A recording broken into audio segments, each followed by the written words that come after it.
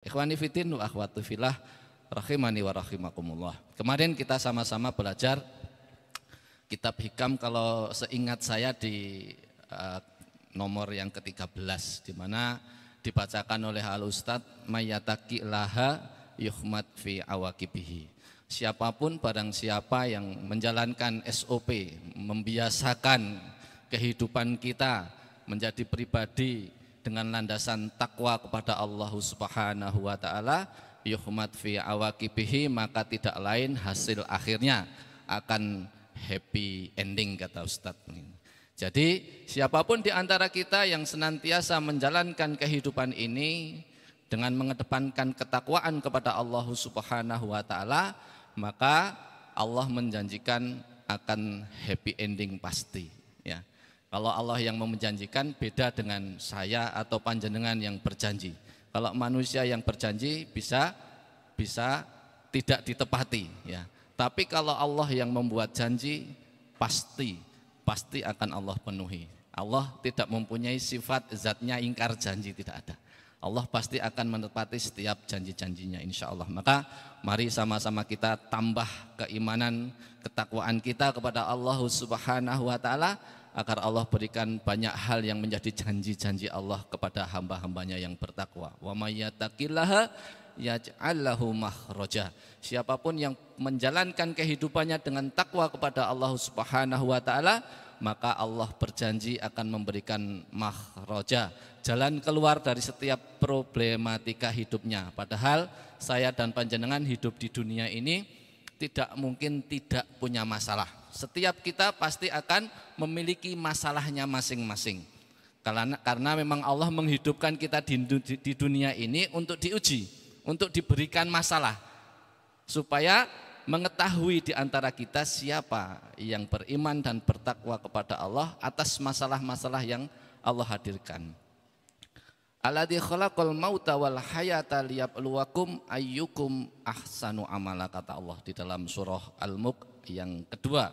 Tidaklah Allah menghidupkan dan mematikan hambanya, yaitu kita manusia, ya, kecuali akan terus mengujinya, agar ketahuan siapa di antara kita yang diuji oleh Allah, hamba Allah yang diuji yaitu kita manusia, yang bisa ahsanu amala, yang bisa terus mengamalkan amalan-amalan yang ahsan. Maka saat kita diuji dengan lebih maupun kurang, saat diuji dengan sehat maupun sakit, saat diuji apapun bentuk ujian, hidangan kehidupan yang Allah berikan kepada kita, pastikan kita bisa menjalankan hidup kita itu dengan ahsanu amala, dengan amalan-amalan yang ahsan, apapun, ya, tidak pakai tapi, ya. Lah tapi saya kan kondisinya begini, tidak ada pakai tapi, ya. Apapun ada caranya. Ketika kita ditambahkan, kita bisa mensyukurinya, dan syukur itu baik, kata Allah dan Rasulnya. Ketika kita dikurangi, maka kita bersabar, dan sabar baik, dan sabar itu adalah baik, kata Allah dan Rasulnya. Teruslah bertawakal kepada Allah. Wa may yatawakkal 'alallah fahuwa hasbuh. Siapa yang terus bertawakal atas kehidupan yang Allah suguhkan, hatta apapun keadaannya, fahuwa hasbuh, maka dia akan memberikan kecukupan atas urusan-urusannya, kecukupan atas kebutuhan-kebutuhannya, insya Allah. Ikhwani fiddin wa akhwati fillah rahimani wa rahimakumullah. Janji Allah masih banyak dengan hamba-hambanya yang bertakwa. Wa yarzuqhu min haitsu la yahtasib.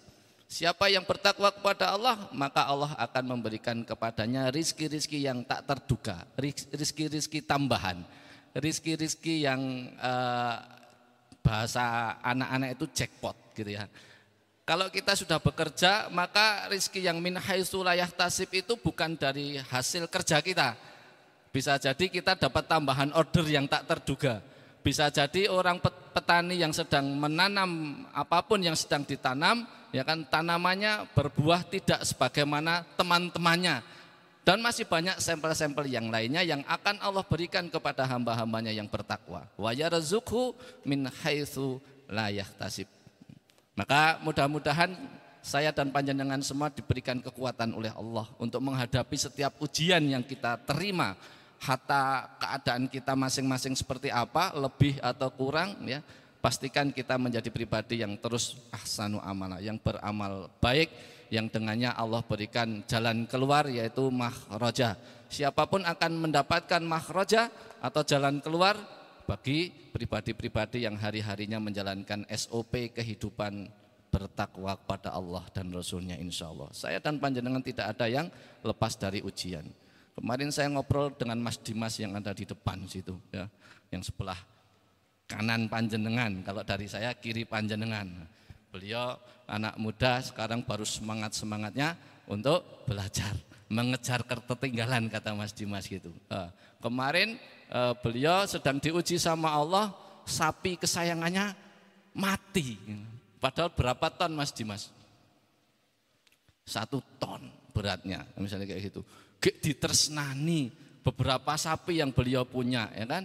Itu salah satu sapi yang paling ditresnani, paling gede gitu kan. Liane 600, 700, ini yang 1 ton malah yang Allah ambil, gitu kan? Udah dipelihara berapa bulan sama beliau, punya harapan banyak misalnya gitu kan. Tapi ternyata Allah mencoba ketakwaan Mas Dimas, ya kan? Baru belajar hijrah, wah ahasiban nas ayutsraku ayaqulu amanna wa hum la yuftanun. Ya. Siapa yang sedang berusaha, ya kan, untuk menjalankan kehidupan ini, memperbaiki kehidupan ini untuk mengibadahi Allah Subhanahu wa taala, maka akan siap-siap diuji oleh Allah. Diuji dengan ujian yang berbeda dengan sebelumnya. Maka semua saudara-saudara yang senior di sini sudah pernah melewatinya. Mas Arif sudah pernah melewati, Mas Arif? Mas Arif dulu bekerja di salah satu bank BUMN. Ini Mas sama. Ya, semuanya pernah diuji. Ketika seseorang itu hijrah kepada Allah Subhanahu wa taala, mengambil kuadran positif, ahsanu amala, maka kata Allah ahasiban nas ayutsraku ayaqulu amanah. Apakah cukup kamu mengatakan beriman kepadaku sebelum aku uji engkau sebagaimana aku uji orang-orang sebelum engkau, orang-orang soleh yang sudah terjamin, ya, orang yang sudah terbukti kesolehannya itu diuji oleh Allah dengan ujian-ujian yang luar biasa. Maka hari ini ketika kita bilang aku iman kepada Allah, maka siap-siap. Siap-siap akan dikuatkan oleh Allah keimanan dan ketakwaan kita kepada Allah. Jangan takut. Itu tanda bahwa Allah menjemput perjuangan kita untuk mendekat kepada Allah. Fafiru ilallah, berlari menuju Allah. Saat berlari menuju Allah, Allah akan terus uji. Sampai Allah mengetahui keteguhan dan keimanan hambanya itu, maka Allah akan terus berikan makhraja. Suatu saat akan terjadi kondisi di mana hamba-hamba Allah yang bertakwa ekspektasinya itu 4, dapatnya 14. Tapi ketika awal-awal ekspektasinya 4, malah minus 4. Begitu. Tenang, ada Allah. La tahzan, innallaha ma'ana, kata Allah. Ojo khawatir, aku kayak ngetes awakmu, sabar dhisik gitu. Karena ketika ditambahkan mau dikurangi ataupun dikurangi itu semuanya ujian. Tapi kita kan seringnya pahamnya itu kalau ujian itu pas dikurangi. Padahal banyak orang yang tidak siap ketika ditambah. Merasa kalau sedang ditambah itu tidak diuji. Yang sedang diuji, yang sedang dikurangi, yang sedang sulit, yang sedang mepet. Padahal yang sedang ditambah, yang sedang berkelimang, yang sedang banyak, yang sedang kayaknya semua serba bisa, itu potensi kehilangan Allah itu lebih tinggi daripada orang yang sedang tipis. Kalau yang sedang tipis, yang sedang sedikit itu mudah doa nangis, gitu kan? Sujud nangis, gitu kan? Wah, pokoknya hati niki halus banget, sidik-sidik mewek, ya kan? Gitu. Tapi coba kalau kita sedang lebih, coba kalau kita sedang banyak, coba kalau kita sedang apa-apa bisa, masihkah kita mengingat Allah sebagaimana saat kita sedih? Masihkah kita bersujud dengan sujud yang benar-benar sedang mensujudi Allah? Atau hanya sekedar menggugurkan kewajiban saja? Ini akan berbeda, ini akan kita tanya kepada diri kita masing-masing. Maka Allah mengatakan wallahu ya'lamu wa antum la ta'lamun, dan aku Allah itu maha mengetahui yang paling baik untukmu, sementara kamu tidak mengetahui. Maka kita harus terus memiliki prasangka baik kepada Allah Subhanahu wa taala. Apa yang sedang hari ini kita terima itulah yang terbaik. Lalu mari kita terus perbaiki apa yang hari ini menjadi qadarnya Allah, ada apa yang menjadi takdirnya Allah. Dengan terus kita memperbaiki, itu menjadi amal sholih kita. Dengan terus kita memperbaiki, menjadikan potensi kita akan bertambah manfaatnya. Menjadi mukminun qawiyun, menjadi mukmin yang bertambah kuat. Karena Allah sendiri al-qawiyun, Allah yang maha kuat, menyukai hamba-hambanya mukmin yang kuat. Terus kita perkuat diri kita, perkuat keimanan kita, perkuat ketakwaan kita, dan mudah-mudahan nanti Allah perkuat semuanya. Perkuat fisik kita, perkuat ekonomi kita, perkuat hafalan-hafalan Quran kita, perkuat hafalan-hafalan hadis kita, perkuat amal soleh kita, dan semuanya menjadi kuat. Dan saat Allah terus menambah nikmatnya, kita sudah menjadi orang yang siap untuk mendapatkan nikmat tersebut. Yang menjadi PR saya dan panjenengan adalah menyiapkan diri kita untuk siap mendapatkan amanah dari Allah Subhanahu wa taala. Hatta itu ditambah atau dikurangi. Ikhwani fiddin wa akhwati fillah, rahimani wa rahimakumullah. Maka Allah itu memberikan teladan kepada kita hamba-hamba yang luar biasa di dalam Al-Qur'anul Karim. Yang kebaikannya itu punjul banget, supaya kita itu menjadi pribadi yang baik. Hatta ora iso podo karo Rasul karo Nabi, tapi wis dadi apik. Karena kalau level Rasul, level Nabi itu memang api itu pol mentok. Misalnya contoh Nabiullah Yusuf alaihissalam, sama bukan sahabat, sama kakak-kakaknya itu tidak hanya dinyinyiri, tidak hanya dibully, tapi dibunuh. Cuma belum berhasil saja. Pernah dengarkan ceritanya Nabiullah Yusuf dibunuh. Di tengah perjalanan dari rumah sudah di skenario mau dibunuh di jalan. Akhirnya benar-benar ada momentum, ada sumur yang dalam, dimasukkan ke situ sama saudara-saudaranya. Berarti kan bukan rencana pembunuhan, tapi sudah eksekusi pembunuhan, tapi tidak berhasil. Lah kita ini kan urung tahu sampai mau dibunuh sama saudara kita atau tetangga kita atau saudara atau teman kita misalnya gitu. Tapi apa yang dikatakan Nabiullah Yusuf ketika berjumpa dengan saudara-saudaranya, yang saat itu keadaannya beliau sudah menjadi salah satu pembesar kerajaan, ya. Nabiullah Yusuf itu menyampaikan di dalam salah satu ayat Al-Quran, di dalam surah Yusuf ayat yang ke-92. A'udzubillahi minasyaitonirrajim.